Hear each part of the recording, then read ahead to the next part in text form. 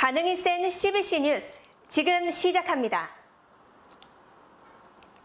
첫 번째 뉴스입니다. 미중 무역 갈등으로 인한 미국 정부의 화웨이 봉쇄가 세계 IT 업계 전반으로 확산되고 있는 가운데 한국 기업들이 중간에서 난처한 상황에 있습니다. 27일 업계에 따르면 삼성전자, LG전자, SK하이닉스 등 국내 IT 기업은 미국 정부의 화웨이 제재 사태에 따른 영향 분석에 분주한 상황입니다. 스마트폰, 통신 장비 등 화웨이와 경쟁 관계인 사업은 반사이익을 기대하고 있지만 반도체와 디스플레이 분야에선 제재에 참여할 경우 대형 고객을 잃을 우려가 큽니다. 여기에 한국 기업에 대한 반발감으로 사업에 악영향을 끼칠 가능성도 배제할 수는 없는 상황입니다. 지난 16일 미국 상무부가 화웨이와 68개 계열사를 거래를 제한하는 기업 목록에 올린 이후 이에 동참하는 기업들은 세계적으로 계속 확대되고 있습니다. 1차적으로 구글을 포함해 마이크로소프트와 퀄컴 등에 이어 세계 최대 반도체 설계 회사인 영국의 ARM이 화웨이와 거래 중단을 선언했습니다. 일본의 파나소닉도 미국의 수출 관리 규정을 준수한다는 이유로 동참했습니다.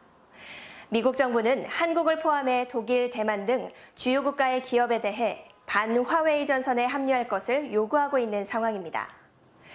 화웨이 제재 사태에서 가장 복잡한 상황에 처한 기업은 우리나라 기업인 삼성전자입니다. 우선 스마트폰 시장에선 수혜가 예상되는데요. 세계 1위 휴대폰 제조업체의 지위를 지키고 있는 삼성전자는 2위인 화웨이의 맹추격을 따돌리고 유럽과 미국 시장의 스마트폰 판매량을 늘릴 기회로 보고 있습니다. 하지만 메모리 반도체 시장의 경우 고객사를 잃을 처지입니다. 삼성전자는 1분기 사업보고서에서 주요 매출처로 애플과 AT&T, 도이치텔레콤, 화웨이, 버라이즌 등을 꼽으며 전체 매출의 14% 수준이라고 밝혔습니다. 5G 통신 장비 사업의 경우 화웨이가 5G 장비 수출에 어려움을 겪게 되면 대체제로 자리매김을 할 기회입니다. 하지만 통신 사업자들이 5G 투자 자체를 지연시킬 경우도 있어 마냥 호재로 보기는 어렵습니다. 삼성전자의 중국 매출은 지난해 전체 매출의 17.7%인 43조 2,100억 원에 이릅니다. SK하이닉스의 경우 중국 의존도가 높아 이 같은 상황이 마냥 달갑지만은 않습니다. SK하이닉스는 중국 반도체 시장 매출이 전체의 47%에 해당하는 3조 1,600억 원입니다. SK하이닉스는 중국 우시와 충칭의 생산 라인을 운영 중이고 현지 자회사 13개를 보유하고 있습니다. 작년 우시의 파운드리 자회사인 SK하이닉스 시스템 IC를 현지 합작법인으로 설립하기도 했는데요. LG전자는 스마트폰 사업에서 화웨이 중저가 시장을 획득할 수 있을 것으로 전망됩니다. LG전자의 중국 시장에서 매출은 크지 않은 상황입니다. 휴대폰, 세탁기, 냉장고, 에어컨 등의 중국 매출은 작년 전체의 3.9%인 2조 3,694억 원입니다. 국내 IT 업계는 화웨이 제재 사태의 반사이익을 얻기 위해 공세적으로 나설 경우 제2의 사드 보복 사태로 번질 것을 우려하고 있습니다. 미국 정부의 제재 속에서 민족주의가 중국 소비 시장에 강하게 자리 잡을 경우 반항 감정을 부추겨 국내 기업 제품 불매 운동으로 이어질 수 있다는 겁니다. 네, 다음 뉴스입니다. 애플은 오는 6월 3일 세계개발자 대회에서 iOS 13을 공개할 것으로 전망됩니다. 이런 가운데 미국 IT 매체 BGR이 현지 시간 27일 디자이너 알바로 파베지오가 그동안 공개된 정보를 바탕으로 제작한 iOS 13 컨셉 렌더링을 소개해 전 세계에 관심을 모으고 있습니다. iOS 13의 업데이트에서 가장 관심을 끄는 기능은 다크 모드입니다. 다크모드 기능이란 이름 그대로 사용자 인터페이스를 전체적으로 어둡게 변형시키는 모드입니다. 이 기능은 오랜 기간 아이폰과 아이패드 사용자들이 기다려왔던 기능으로 이미 맥OS에서도 적용되고 있습니다. 대부분의 최신 아이폰 모델들이 OLED 화면을 갖추고 있기 때문에 다크모드 기능이 도입되면 배터리 수명이 늘어날 수 있을 것으로 기대되고 있습니다.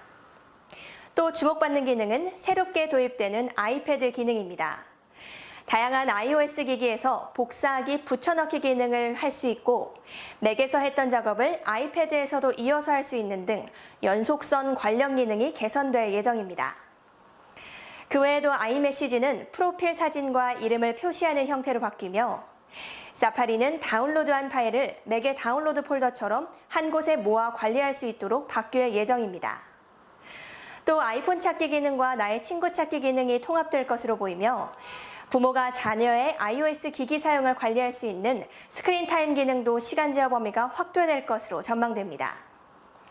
또한 iOS 13에서 세 손가락으로 두드려 화면을 쓰면 화면을 원상태로 되돌리는 새로운 제스처 기능도 도입될 예정입니다. 최신 아이폰과 아이패드 등에는 홈 버튼이 없어서 이 기능이 유용할 것으로 예상됩니다. 새롭게 적용되는 iOS 13에 대한 소식은 오는 6월 3일 오전 10시, 한국 시간으로는 4일 새벽 2시에 세계 개발자 대회에서 확인할 수 있습니다. 네, 다음 뉴스입니다. 한국에서 중국산 애플리케이션 이용자가 1,000만 명을 돌파했습니다. 차이나앱은 전년보다 이용자를 21% 이상이나 많이 확보하며 상승세를 이어가고 있는데요. 시장조사 업체인 랭키닷컴에 따르면 지난 4월 상위 15개 중국산 앱 이용자 수는 1,019만 명을 기록했고 이는 전년 같은 기간인 837만 명보다 21.7% 증가한 수치입니다. 틱톡이 320만 명으로 가장 많은 이용자를 확보했고 그 다음으로는 알리익스프레스, 클립마스터, 위챗, 포토원더, 미홈과 미핏 등이 상위권에 올랐습니다. 1위를 차지한 틱톡은 전 세계적으로 돌풍을 일으킨 앱 중 하나인데요. 모바일 시장조사 업체인 센서타워에 따르면 1분기 애플 앱스토어에서 틱톡 다운로드는 3,300만 건을 차지해 유튜브를 넘긴 수치입니다. 현재 5분기 동안 틱톡이 1위를 유지하고 있습니다. 틱톡은 젊은 세대에 그치지 않고 중장년층으로 고객을 넓혀가고 있습니다. 지난해 4월까지만 해도 10대 이하 이용자 비중은 54.1%를 차지했지만 지난달에는 26.1%까지 떨어졌습니다. 반면 50대 이용자는 1년 전 9%에서 19.7%로 크게 늘어났습니다. 10대 이용자 중심이던 틱톡이 전 세대로 확장되고 있는 모습입니다.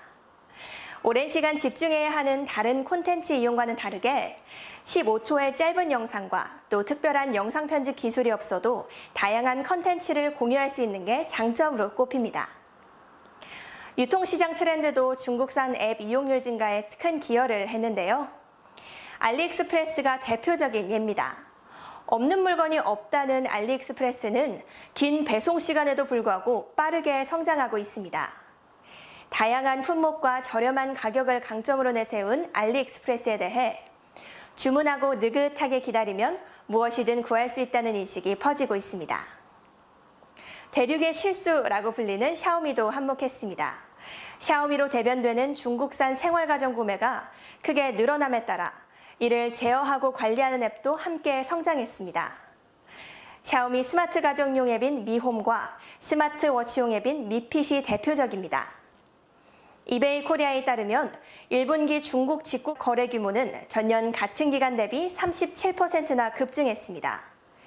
판매액으로는 계절 가전이 가장 큰 비중을 차지했으며 판매 신장률은 63%입니다. 황사와 미세먼지 등의 영향으로 샤오미 공기청정기 시리즈가 큰 인기를 끌었고 생활 미용 가전에서도 샤오미 로봇 청소기가 가장 큰 인기를 얻었습니다. 샤오미 공기청정기와 로봇 청소기를 제대로 활용하려면 미홈 앱을 활용해야 하는데 미홈 앱 이용자가 많다는 건 그만큼 샤오미 가전 소비가 늘었다는 걸 말해줍니다. 네, 오늘의 마지막 뉴스입니다. KT가 스마트 물류 배송 서비스 업체에 기가 시큐어 플랫폼 기반의 AI 보안 솔루션을 도입했다고 28일 밝혔습니다. KT 기가 시큐어 플랫폼은 사이버 위협 정보 수집 및 탐지 기술을 기반으로 빅데이터 지능형 분석을 통해 정보 보안 서비스를 제공하는 플랫폼입니다. 기존 사이버 공격은 디도스와 같은 네트워크 기반의 대용량 공격 방식과 원 바이러스 형태의 대규모 PC 감염 방식이 대다수였고 이는 네트워크 보안 장비와 백신으로 예방이 가능했습니다. 하지만 최근 AI형 본넷과 같이 지능형 분산적, 장기적 공격으로 진화함에 따라 기존 보안 방식으로는 탐지와 예방이 쉽지 않았습니다. KT는 AI 보안 솔루션이 기존 네트워크 보안 시스템이 탐지하지 못했던 신변종 사이버 공격에 선제적으로 대응할 수 있다고 설명했습니다. AI를 기반으로 공격 경로 탐지 및 차단, 실시간 위협 정보 업데이트, 침해 사고 조기 대응, 악성 코드 분석 리포트 등의 서비스를 제공한다고 밝혔습니다. KT는 기가 시큐어 플랫폼 기반의 AI 보안 솔루션을 스마트 물류 배송 서비스 업체인 토마토 딜리버리에 적용했습니다. 토마토 딜리버리는 전국 500여 개 음식 배달 대행지사를 두고 있으며 연간 3억 건의 대량 데이터를 처리하는 회사입니다. 김중근 KT 통합 보안 플랫폼 사업단 전무는 AI 기반의 기가 시큐어 플랫폼으로 국내 중소보안 벤더의 실시간 위협 정보를 제공하는 협력 모델을 통해 상생할 수 있는 보안 생태계를 조성할 계획이라며 국민과 기업 고객에게 해킹으로부터 안전한 인터넷 사용 환경을 제공할 수 있도록 지속적으로 노력하겠다고 밝혔습니다. 네, 오늘 5시 라이브 뉴스와 현장은 여기까지입니다. 알찬 내용이 있으셨다면 좋아요와 구독 눌러주시고요. 반응이 센 CBC 뉴스의 홍수연이었습니다. 시청해주신 여러분 고맙습니다.